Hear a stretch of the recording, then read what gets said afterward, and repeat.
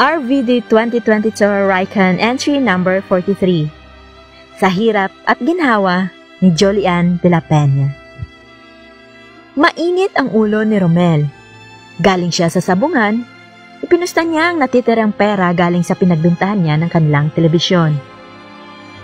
Iyon na lang ang tatanging nilang gamit sa bahay na pwede niyang maipagpalit sa pera. Ipinangsabong niya sa pag-asang makapag-uwi ng mas malaking salapi. Pagdating sa kanilang bahay ay agad niyang binuksan ang kaldero.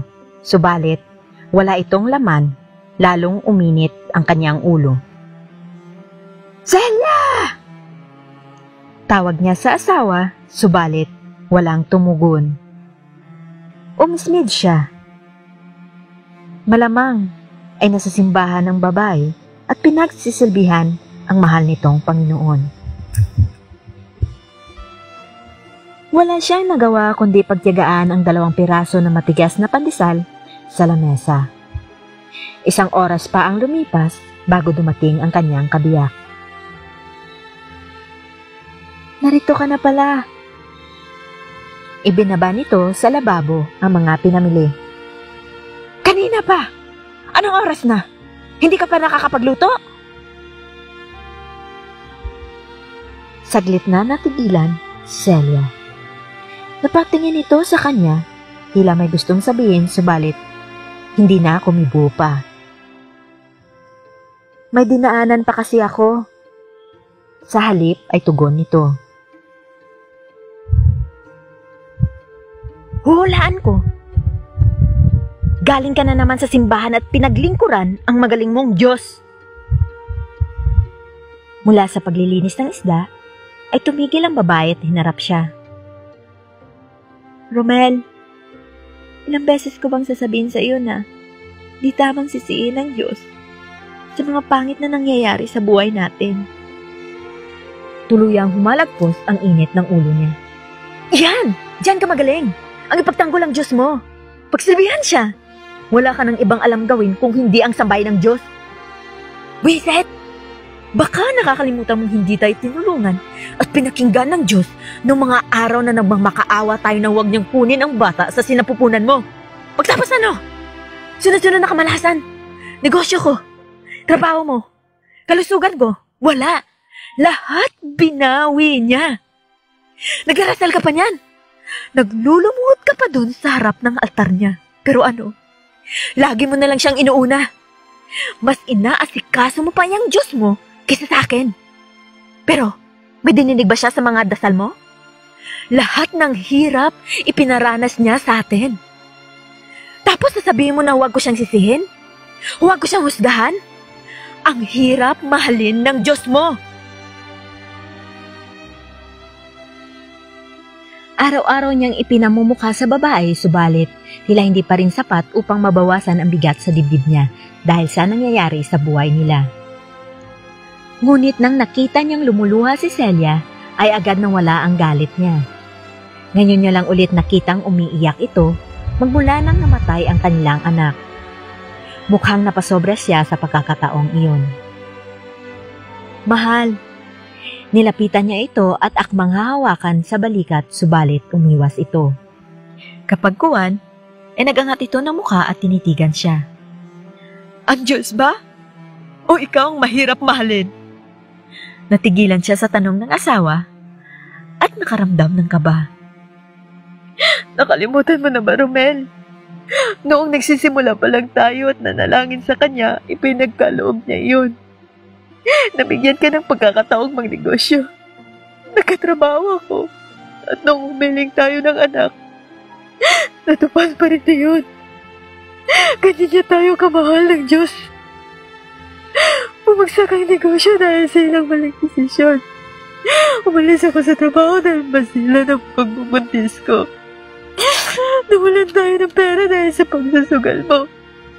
At nagkasakit ka dahil sa walang tigil mong pag-iinom. Nakunan ako dahil sa pag-intindi sa iyo at sa pag-aanap ko ng makakain natin. Ngayon, sabihin mo sa akin kung bakit nagkaganito ang buhay natin. Diyos ba ang may kasalanan? Sa lahat ng mga yan, Wala kang narinig sa akin. Wala akong isinisi sa'yo dahil walang may gusto ng mga nangyari. Dapat isipin natin kung paano tayo makakabangon. Pero anong ginawa mo?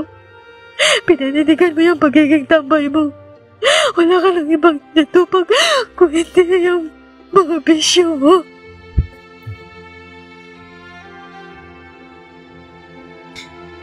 Gusto kitang intindihin pero nakakapagod pala. Hindi ko alam kung babalik ka pa sa dating ikaw. Ibinigay ng Diyos ang lahat sa atin. Tayo ang nagpabaya. Baka kaya kinuha sa atin ang anak natin ay dahil nakita niya na hindi pa tayo handa.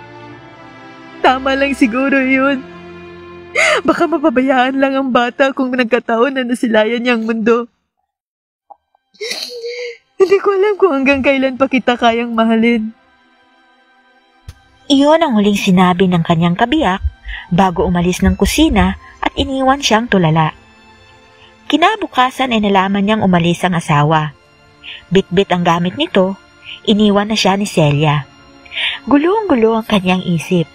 Hindi niya alam kung bakit ang una niyang naisip puntahan ay hindi ang asawa. Bagkus, ang lugar na matagal na niyang tinalikuran, ang simbahan. Dito niya unang nakilala ang kabiyak. Isang tapat na lingkod si Celia ng Diyos, iyon ang katangian nitong pinakaminahal niya, bukod sa pagiging matulungin at maunawain. Naalala niyang hiniling niya ito sa Panginoon. Nangako nga alagaan ang babae at mamahalin habang buhay.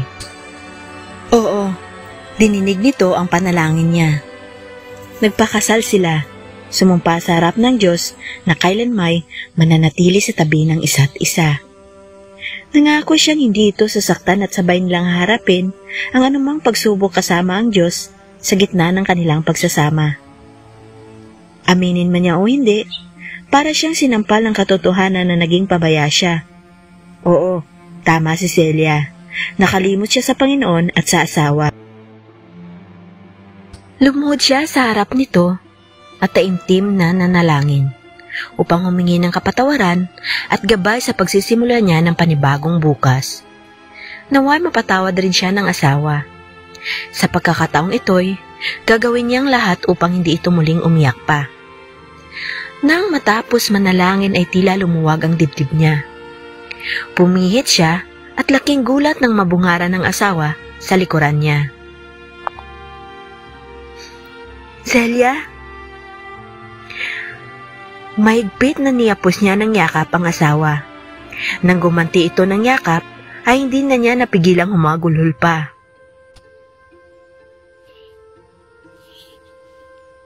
Ayos na, ang tanging wika ng babae habang panay ang haplos sa likod niya. Bago sila lumabas sa simbahan, ay tinanong niya ang kabiyak. Bakit bumalik ka? Matamis na ngiti ang ibinigay nito sa kanya. Hindi ba, nangako tayo sa Diyos na magsasama tayo sa hirap at ginhawa? Gumanti siya ng ngiti rito at hinawakan ng kamay nito. Kung ganon, sabay nating tuparin ang pangakong iyan ng magkasama. At sabay silang lumabas ng simbahan na dama ang kaligayahan at pagmamahalan sa isa't isa.